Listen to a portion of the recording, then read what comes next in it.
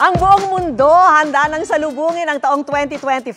Pero alam niyo ba kung saan at sino ang mauna at huling magdiriwang ng New Year? Kuya Kim, ano na?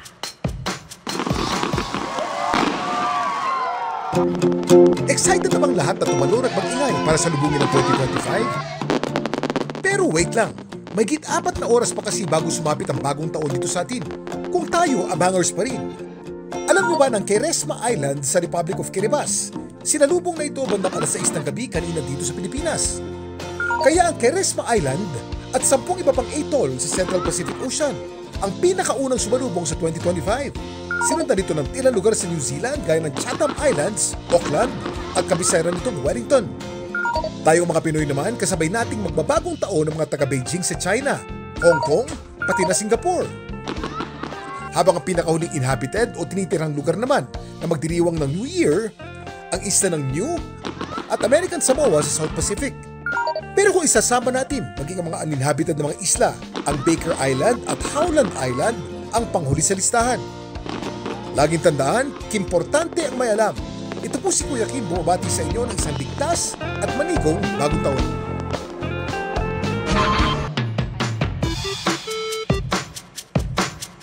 Gaano ka kakumpiyansa na ang mga inilista mong New Year's resolution iyong ma-achieve?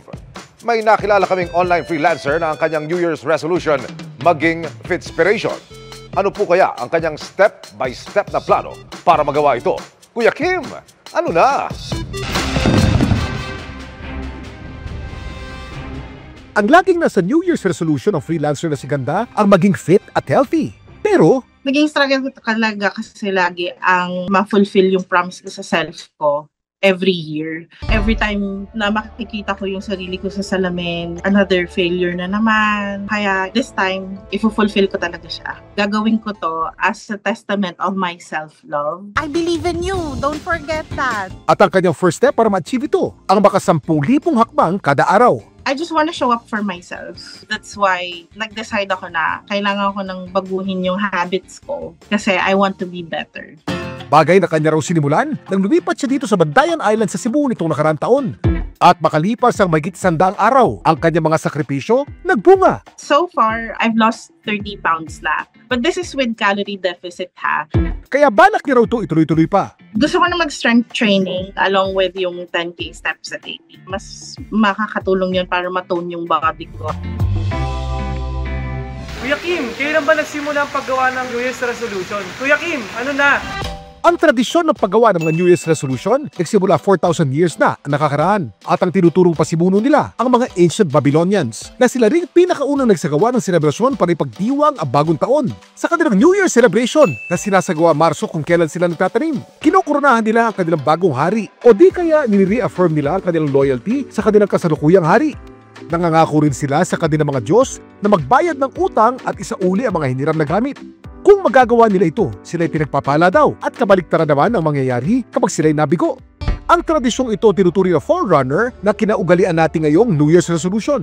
Pero kung dati, takot ng mga sinaunang Babylonians na hindi magawa ang kanilang pangako, tila maraming New Year's resolution daw ang napapako. Katunayan, ayon sa pag-aaral sa Amerika, 9% lamang ng mga American ang nakakagawa ng kanilang mga New Year's resolution.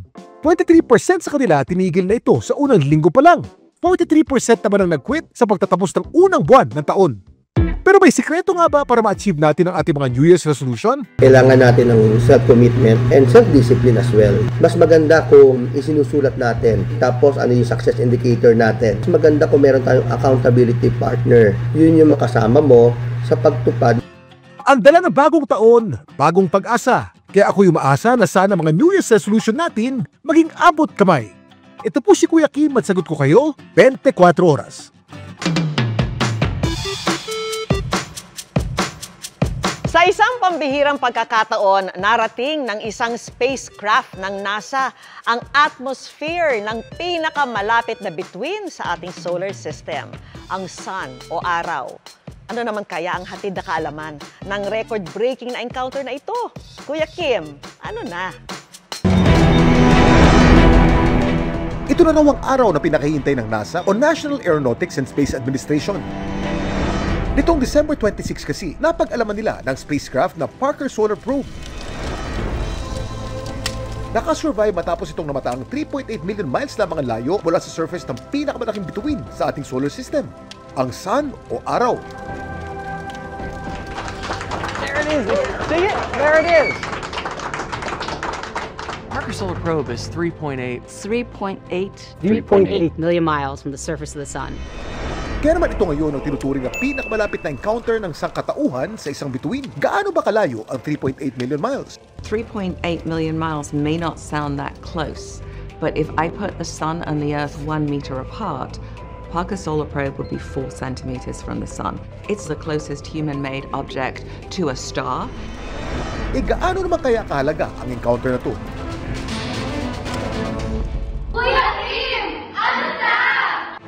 Ang Parker Solar Probe na pinangalan sa astrophysicist na si Dr. Eugene Parker ay nilaunch sa kalawakan noon pang August 12, 2018. Layo nito magsagawa ng malapitang pag-aaral sa araw. This area that Parker is going into is just so crucial to our understanding of the sun and its impact on the Earth. That solar interaction, that space weather, those billions of tons of material that the sun can throw at us interacts with our power grids, can interact with our technology. So it's really important to understand them at their source and how they get all that energy. Para marating ng spacecraft ang atmosphere ng araw, naglalakbay ito sa bilis na 430,000 miles per hour. Sa bilis na ito, maaari kang bumiyahe mula sa New York hanggang Tokyo nang hindi lalampas ng 1 minuto. At para hindi naman tumasunog o malusaw sa napakainit na temperatura ng araw, pinoprotektahan ito ng carbon composite shield. Ano-ano pa kaya ang madidiscover natin kay Haring Araw matapos ang close encounter na to? Yan ang ating paka-aabangan sa mga darating na araw.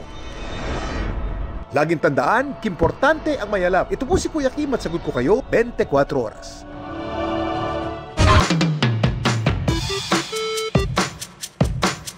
Viral online ang isang pating sa Cebu Ocean Park. Ang naturang kasing pating, abay bakit super lambing? Kuya Kim, ano na? Palikpik pa lang nila ang iyong makikita. Tiyak sasakbalin ka na ng takot. Anak ng pating!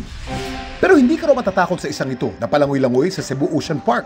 Ang kanila kasing pating, super lambing, napakaklingi pa. Hilig ang magpayakap sa diver na kanya nakakasalamuha. Sobrang ganda pala, nag-enjoy ako. Ang diver sa video, si Michael. Habang ang pating naman, matagal na raw niyang alaga. Siya po ay friendly, hindi naman siya mangagat. Binababy namin sila. At kaya raw kampante siya na hindi siya sasaktan nito ay dahil sinasanay niya raw ito sa tuwing pinapakain niya mga isda sa higanting aquarium. Maliit pa siya, tinitrain namin siya. Araw-araw po namin siya pinapakain, tapos nahawakan hanggang lumaki na siya, napapaamo namin siya. Mula na mag-viral ang kanilang video, ang lambingan ni na Michael at ang kanyang alaga, inaabangan na raw ng mga bisita ng parke. Herein we have feeding show 3 times a day. Talagang hinahanap siya ng mga guests. Pero anong klaseng pating nga ba ang na-videohang nagpapalambing kay Michael? Kuya Kim, ano na? Ang clingy pating sa Cebu Ocean Park, isang Ginglimostoma siratum o nurse shark. Hindi pa malinaw kung bakit nurse shark ang tawag sa naturang pating na ito. Posible daw nagmula ito sa tunog na ginagawa nito tuwing nag-hunt ng prey na para daw tunog na dumededeng sanggol. May ilan naman nagsasabi na hango ito sa archaic word na noose, nang ibig sabihin ay cat shark. Ang mga nurse shark mabagal lumangoy at di tulad ng kilala nating great white shark na napapanood natin sa mga TV at pelikula na nananakban ng mga tao. Ang mga nurse shark, harmless o hindi delikado sa mga tao. Gayunman may kalakihan ng mga ito, maaaring umabot sa hanggang 14 feet at may napakalakas na jaws. Kaya maaari pa din ng mga itong mga gat kapag sila ay naiistorbo o naabala. Kaya paalala ng pamunuan ng Cebu Ocean Park, sakali mang makaengkwentro ng nurse shark sa dagat, wag na wag itong basta-basta lalapitan. Maamo po itong itsura ng mga shark na to, but still in the wild, it's not advisable na hawakan siya since they are not tamed or then hindi po sila familiar sa mga tao. Laging tandaan, kimportante ang may alam. Ako po si Kuya Kim at sagot ko kayo 24 oras.